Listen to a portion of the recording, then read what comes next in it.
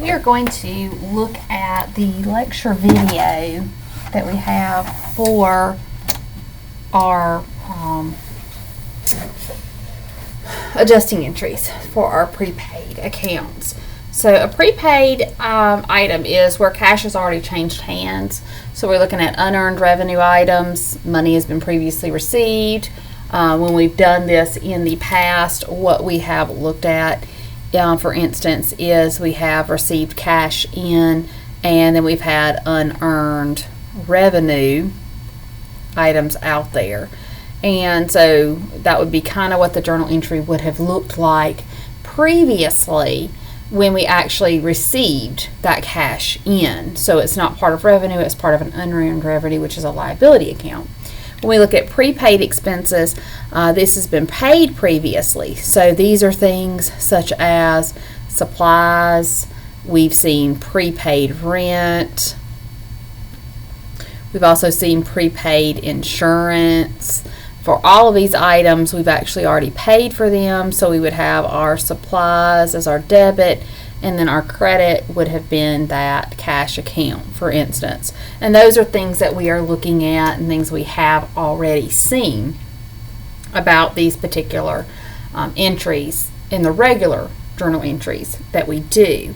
So when we get to these adjusting journal entries, what we have to do is we have to make sure that based on that revenue recognition principle and the matching principle that we've discussed already, that you have that revenue and those expenses recorded in the time period in which they have actually been incurred or been earned.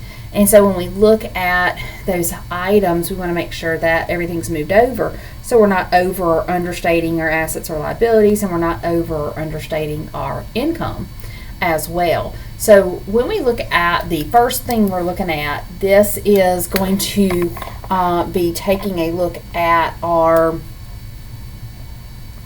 revenue items. So we have unearned revenue. So ABC Magazine has previously received $12,000 for a 12-month subscription. It tells us that they have earned 2 months of that income. So what we need to look at is the fact that we have $12,000 that we received for the whole year. It's a 12-month subscription. So how much are they earning each time they send out one of these subscriptions each month? So they're earning $1,000 a month. In this time period, it tells us that they've earned 2 months of the income.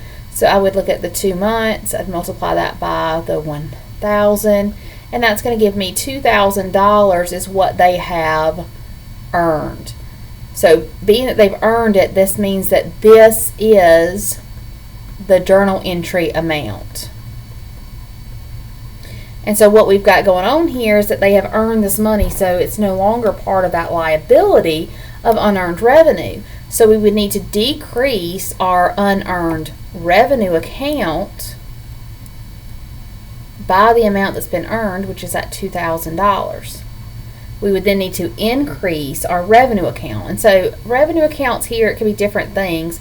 This is subscriptions, and so we could have a subscription revenue account in which we would use. You might also just use that fees earned account. Could be another account that you might use. But whatever the revenue account you're going to use would be the credit, because we are increasing that revenue, and it would be for that $2,000 that we see. Just as a reminder on formatting of your journal entries, let's just go with 12/31 as a date here. So you'd have the date, unearned revenue. Notice that is my debit account. My credit account is indented in, and I have a debit column and a credit column. So just make sure that you are formatting your entries correctly when you write those down, because points will be taken off if they are not formatted correctly. The next one is looking at pretty much the same type of information. The difference on this particular one is just the wording, however, because this one, 2 months of the income is still unearned. So that keyword there is unearned. Unearned lets us know that this is the balance in the account. So we are going to have to find what that journal entry is going to be Whenever you have a balance of an account, then you will need to take a look at that T account to try to figure out what the entry would be for. So in this case, what we see is that we previously received that $12,000. And so our unearned account is going to have that $12,000 in it. Now, how do I know it's on the right side? Well, this is a liability, and we increase liabilities on the right side, so that's how I know that that $12,000 goes on the right side. It says 2 months of the income is still unearned, so we need to figure again how much is it per month.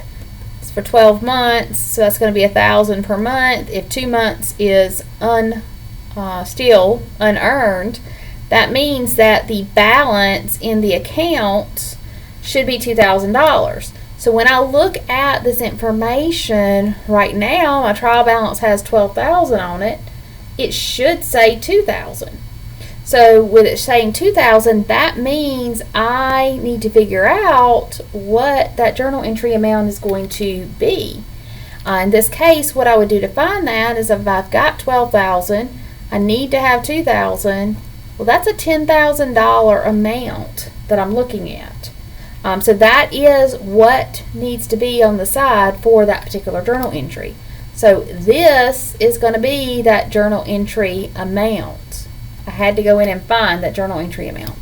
So what I'm looking at is unearned revenue. It is valued at $10,000. And then I have that subscription revenue. Again, it could be fees earned, and that would be at that credit for that $10,000 amount. So those are, some of the accounts and some of the things that you could be looking at and could be using as far as these prepaid unearned items. So one telling you if something's been earned, one telling you it's still unearned. And that's my focus here, is to try to give you some different examples that you can look at. So the next one we look at is our supply account. Supplies is a prepaid item. We don't move it to expense until we actually have used it. And so in this case, XYZ has a balance of $1,200 in their supply account. At the end of the year, inventory shows that there is a $500 balance on hand. So what we're looking at here is we've gone in, we've counted up all of our inventory in our supply cabinet, and we find out we have $500 worth of supply inventory. So what we need to look at here is, remember, that means that this is the balance in the supply account.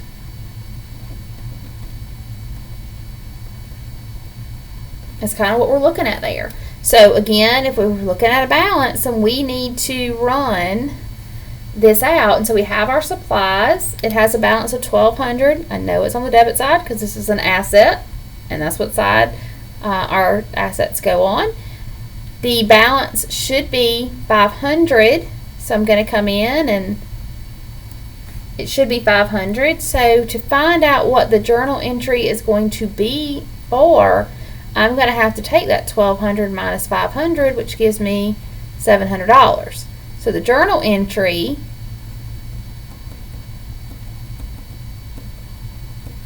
is going to be for that $700. So what am I looking at here? Well, I have used these supplies. So when I've used something, that's going to be an expense. And so what I see is a supply expense account for $700, and I see the decrease in my supplies account for $700. And so that would be my journal entry that I would have in this particular one.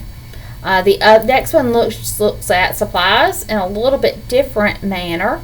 We have XYZ had a balance of $1,200 in their supply account, but the facts for this one is that they used $500. If you see the word used, that means that this is the journal entry amount. And so when we look at that is the journal entry amount, then what we see is we're going to have that supplies expense for that amount, so for $500. And the other side of that is going to be the supplies decreasing because we've used them, so they're no longer on hand for $500. So that would be that particular journal entry. The thing to do is look at these different key words out there. So again, if you see words like used, if you see words like earned, those give you the amount that you're looking at for the journal entry. If you see words like unearned or on hand or even just the word balance, that means that these you have to find the amount. And you have to do a T account because you don't know what the amount's going to be. Next one looks at rent. So ABC paid $3,600 for 3 months of rent on May 1st, and we want to prepare the journal entry on June 30th. So we're here at June 30th. We need to prepare this journal entry. We've got 2 months that went by because we go May 1st through June 30th is 2 months.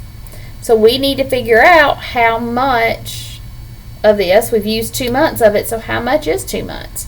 Well, the way we look at this is it was $3,600 for 3 months. So that means it's $1,200 per month. I am looking at 2 months, so $1,200 times 2 is $2,400. So that is the amount we're going to be using for the journal entry is $2,400. This is for rent. I have now used 2 months of rent. So I have a rent expense that needs to increase by that $2,400, and that prepaid rent account is going to decrease, and so that is going to be the credit for the $2,400. Next one I see is for insurance. So here XYZ paid $6,000 for insurance. $2,000 has expired. When you see the word expired, that means that is the amount for the journal entry.